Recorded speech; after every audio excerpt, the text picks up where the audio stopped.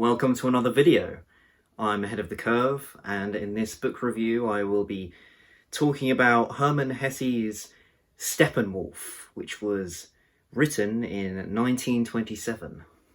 Now, as you can see, I brought my dog Rosie for this intro, just because she is technically, prehistorically, a wolf. So, because Steppenwolf is supposed to be half man, half wolf, I thought it was appropriate to include Rosie here. So she says hello. Moving on, Hermann Hesse, or Hesse, I'm not sure how you do pronounce his name, excuse me, but he was a German-born Swiss poet and novelist, painter. His most famous work is probably Steppenwolf, the current piece of discussion, but the book Siddhartha, I don't know what the pronunciation of that is either, it seems, but that is probably as popular as this piece. And this is the first book that I've read from the author, and well, I can admit at this point that it's really good, really good. There's a lot to go into, because this book is just so complex, so psychological, so existential, so deep. So let's get right to it.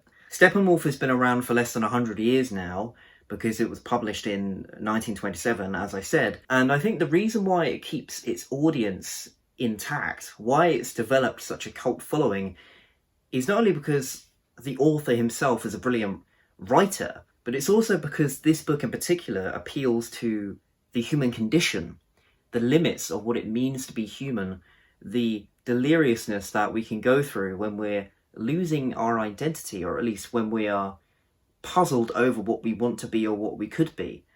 This is a character study in many ways. So I am going to go into the plot of the book, and I'm going to go into the narrative and the characters and what goes on throughout. So if you haven't read the book and you want to, then I would implore you to stop watching right now and to come back to the video when you have finished reading it for yourself. The premise of the piece, just to make sure we're quite literally on the same page, it's about Harry Haller, or Haller. I'm probably going to get completely blamed for getting so many names wrong, but this is a German piece, so what can I say?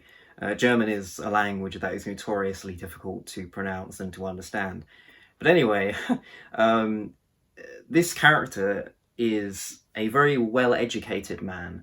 He's very book-smart, very cultured. He likes his plants, he likes his wine. But he has another side to him. And this side, as we are well acquainted with at the moment, is called Steppenwolf. So on the surface, this cultured intellectual man is in a high status in society, but he finds himself to the extent of being so, I suppose, cultured or intellectual, that he has become isolated from the people around him, and that he finds it difficult to derive pleasure from anything but his own accordances. And so this is kind of a journey of him dealing with that and living in a society that he's so estranged from.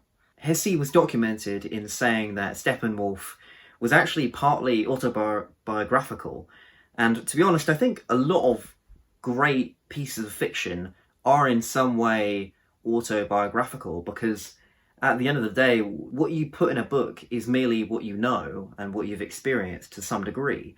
And so, in a sense, every book is autobiographical because you're kind of putting your soul into it. So you can't really avoid that. But this is a very interesting quote that Hesse said himself. "I don't write literature now, but simply confessions, just as a drowning man or a man dying of poisoning no longer worries about the state of his hair or the modulation of his voice, but instead simply lets out a scream." Like many great pieces of fiction throughout history, Hesse makes a lot of interesting references to different philosophers, writers, poets, musicians. And so one particular example that I found to be, well, it's kind of satirical actually, But early in the book, there's one scene where Steppenwolf, or Harry Hullo, however identity you want to appeal to, but there was one scenario where he was in the middle of shaving with a razor, and out of the blue he just references a man who I believe accidentally cut his neck with a razor while shaving, and he ended up dying a few days later. But he was kind of saying that he should be careful not to slit his own throat or something. And again, it's these kind of interesting anecdotes that really immerse me into the story, because I'm thinking, well, okay, where did that come from? Yeah, that's also the good thing with Penguin Classics, which I'm an avid fan of, as many of you will know already. But it's because of these brilliant translators that Penguin uses, we get to have this insight, historical insight, into what the author meant when he was alluding to certain sentences and certain metaphors. Another thing I greatly appreciated was the author talking about Friedrich Nietzsche, by my account, a genius German critic and author. Many of you will know him through his book Beyond Good and Evil, or Thus Spoke Zarathustra, which is also mentioned a lot actually in this book. But his concept of the Übermensch, or if I translate into English, the Superman, which by the way, the DC Comics Superman was, they ripped off Nietzsche's idea. Just saying. And I never realised this, but it's such a character, such an infamous character, that no one really recognises that was just stolen completely. And it's interesting because in many ways I see a equivocation that you can make between Nietzsche's Superman and Harry Huller's Steppenwolf. Because Steppenwolf is trying to be cultured, he's trying to be the best he could possibly be, and in many ways that's what the Nietzschean Übermensch strives to be. But unfortunately we have historical examples where certain political leaders took that a bit too far and completely mutilated the idea that Nietzsche came up with in the first place. In actual fact, Hitler was a huge fan of Nietzsche, and in some ways, if it wasn't for Nietzsche's idea of the Superman, of the ideal man, the ideal human being, which is obviously what Hitler was trying to achieve with his Aryan race, if we didn't have that Nietzschean idea, it's very interesting to think about how Hitler would have gone forward with this alternate political agenda without Nietzsche's idea. But what's interesting is that the girl that he meets early on in the book, between the 100-page mark, is Hermione, the one who asks for his friendship, but in return him to kill her, which is again another deep concept in itself. But what he exposes to him is that he isn't the Übermensch, he isn't the Superman, he's just a man who has so many flaws in his knowledge and his imagination. He is just a man who hasn't experienced everything, as the Nietzschean Superman would be expected to. And so Hermione, in a way, humanized Steppenwolf to the degree of, well, how things conclude, which, yeah, I'll get into later. Since I can never help myself from referencing lines of dialogue from a book, I'll just help solidify what I mean by what I just said with Hermione and Steppenwolf, with a very good quote, actually, a very interesting one. In you, for instance, the intellectual faculty is very highly developed, but on the other hand, when it comes to all sorts of little skills needed in life, you are backward. Harry the thinker is 100 years old, but Harry the dancer is barely half a day old as yet. As I've mentioned Hermione and Nietzsche at this point, I also feel that there is a bit of a contradictory character trait, I suppose, in Steppenwolf. And this isn't the fault of the author, but more of in the character itself, which is when I felt the professor who Steppenwolf went to go and see asked him to join dinner with him. Steppenwolf didn't accept the invitation because he wanted dinner with him, but because, and he didn't even admit this to himself, that he was lacking human interaction, and underneath all of his facade, he's still a human. And so he wanted that company in a way. But it was only when he was actually in conversation with the professor that it all went to shambles, and he annoyed his wife by insulting the painting of Mozart, I believe it was. But yeah, his human side wanted that affection, that kind of attention. But the wolf in him, the Steppenwolf, that was the character trait that just didn't coincide with the professor, because they more or less disagreed on everything. And going back to Nietzsche, the quote, "The lonely one offers his hand too quickly to whoever he encounters," came to mind whilst reading this passage. When Harry first met Hermione, he offered his hand to her once she accepted his presence, even within initially meeting her. So again, there are so many references to Nietzsche in the book, but also references that I found that even from reading Nietzsche, I'm tying from Nietzsche to the book. So there's kind of the author making references to Nietzsche, but also, as I like reading Nietzsche myself, I see from Nietzsche references to the book. I do think that there's something to be said about a connection between a man and a woman in therapy, for example, because as my conversation with Anita Astley went, which is available, by the way, on my channel. It's the title is Psychotherapy and Mental Health, but it's an hour long and it's very interesting. I talked to her and she even admits, being a psychotherapist, that there is some kind of personal maternal connection between a man who goes to therapy who is talking to a woman, and it kind of feels like, again, it's this maternal psychology that you probably think of associated to Freud, where the man feels more comfortable talking to a woman about his issues than talking to another man.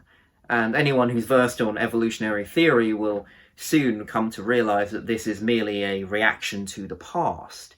It's because we don't want to put our barriers down to another man, because obviously that would show that we're weak, or at least we think in this society that we're weak if we talk about problems, but which actually that is also something we talk about in our discussion. So yeah, I do encourage you to watch that if you're interested in mental health or psychotherapy. But beside that point, with Hermione and Steppenwolf, there's definitely this kind of softness that Harry had, or Steppenwolf had, with Hermione, because she was on the opposite sex.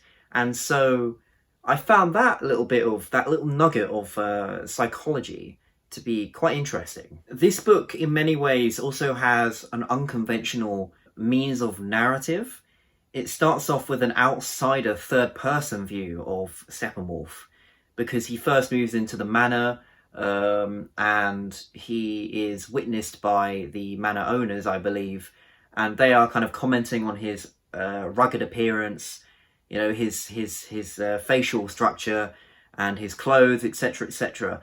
And then later on, we become in the first-person perspective. Steppenwolf actually talking in his mind to the reader. But after this third-person account of Steppenwolf, the book goes into first person. What I found interesting about that, when it came to that at least, was when he picks up the tract, I think it's called, or the pamphlet sort of thing, the leaflet, whatever the name is. But he reads passages and passages about himself, seemingly, and in a way it's kind of a character study of him, and he's reading it for himself. He's reading an outsider's view of himself, but it's also his personality being broken down and psychoanalyzed. And the first anecdote that I found really interesting was this: wealth and power belong to those who are petty and shallow, whereas the rest, the real human beings, have nothing other than death and eternity. So this quote is obviously alluding to a bourgeois kind of theme, which is very prevalent throughout the book. Steppenwolf actually has huge distaste for the bourgeoisie. He tries to separate himself from them as much as he possibly can. But I feel that this is trying to say that truth is more personal than it is material, right? Because a lot of people try and seek meaning from money, or in this regard, expediency. But what I think this is trying to say, it's trying to say that meaning will always trump expediency. And this is because expediency can be carnal or materialistic. And both of those both of those things are not eternal. They are expedient. And so in some way, I think this is a critique of not only how society was back then, but definitely how it is right now. We can't live with this fixed state of mentality which is based on materialism or expediency. Every human being lives with a satisfaction which is intrinsically timeless, and timeless equals meaningful, and meaningful equals eternal. Another prevalent theme throughout the book is to do with having multiple personalities or souls within us as an individual, and I'll read out what the exact quote is now. The body is always one, yet the souls that it houses are neither 2 nor 5, but countless in number. A human being is an onion consisting of 100 skins, a fabric composed of many threads. And so, to add my own personal view or interpretation of what this might mean, I completely agree. Everybody is just, well, quite literally a combination, a surmountation of the different people that we've known throughout our lives, all of our experiences. We are our experiences, right? And so we are this onion with so many layers behind our being. This isn't to say that the author is originating these ideas for himself, because he's not. These ideas have been around for thousands of years, but what he does do is put them in such terms that make this even clearer to us, and it reminds us of, well, how to view philosophically our place in reality. Now, I don't know who said it, but there is an author who once said, and anyone can correct me on this in the comments section, but there is an author who said that every great book is just telling us what we already know, but in a way that we didn't already know how to think about it. So yeah, that's what I think Hermann Hesse is doing in this piece. Regarding the end of the book, yeah, I said I'd go into that, but I don't know really, because one part of me understands what happened, but the other part of me is still wondering, like, what even went on there. But as we all know, Harry goes to this location where he experienced loads of different things, scenarios, and he kind of has what he wants. He has the ability to fulfill his desires, and obviously he ends up killing Hermione, the woman who, well, asked him to kill her, but at the end it's revealed by Hermione's partner, which I can't remember his name at the moment. But yeah, it all kind of turns into this bloodbath mess, which I can't really say I understand fully, because again, this is a book that you need to reread, or at least I need to. But one thing I also loved was, now I believe it is Mozart, I believe it is, but yeah, I found that entire sequence with him, like with Steppenwolf describing him with like a ponytail and, like, you know, dancing around and offering him all of these sarcastic and comedic anecdotes, and all of this just gestury, I suppose, him just being a jester. I just found it amusing beyond belief, and it was again very satirical in its approach. Like Mozart was saying, also he was critiquing music in a really interesting way as well. He was saying that the modern music on the radio just doesn't have that same feeling as the old music that had to literally be played in front of you for anybody to hear it. Whereas now we have, well, beyond radios, we have iPhones and whatever, but there was also an interesting critique of modern music, which I found really interesting. And of course, Mozart is the only one who would be most appropriate to probably critique this. But I think it was also Mozart who was saying that things must change in some regard, and that Steppenwolf shouldn't necessarily shun the new means of how technology is going forward, but kind of accept it and move forward with the river, I suppose. Move with the stream. And so, yeah, that was really interesting in itself. That whole idea of where music has gone, or what it has become, in the eyes of Mozart, who's obviously one of the most acclaimed musicians or composers. And Steppenwolf is a huge fan of this man, and he was kind of in shock of what he was saying. His admittance of his music having perhaps the same value as modern music in many ways. I did really enjoy the book, and I completely do agree that I probably didn't get everything in it, because with these kind of books anyway, like with Nietzsche, Dostoevsky, it is very difficult to pick up everything on the first reading, especially the end of the book, which I've already expressed my confusion with some of the things that happen, because it is, you know, there are so many dream sequences, and it's hard to differentiate between what is a dream sequence and what isn't. But I mean, that's at least me. But I am going to reread this at some point and try and get to the bottom of what actually went on there. Yeah, going back to like the references and so forth, like Carl Jung isn't directly referenced in the book, but I really feel like it's this Jekyll and Hyde Jungian shadow sort of theme throughout the book that delves into the mind in such a way that questions identity. And Steppenwolf throughout, as I said, is questioning his identity. He is comparing himself with the bourgeoisie.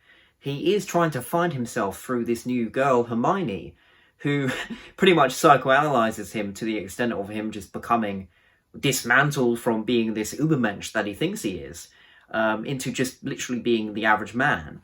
And I found this book to be scarily relatable at points as well, because it is about a man trying to find his way, trying to find his identity. And I feel like literally everyone can relate to that.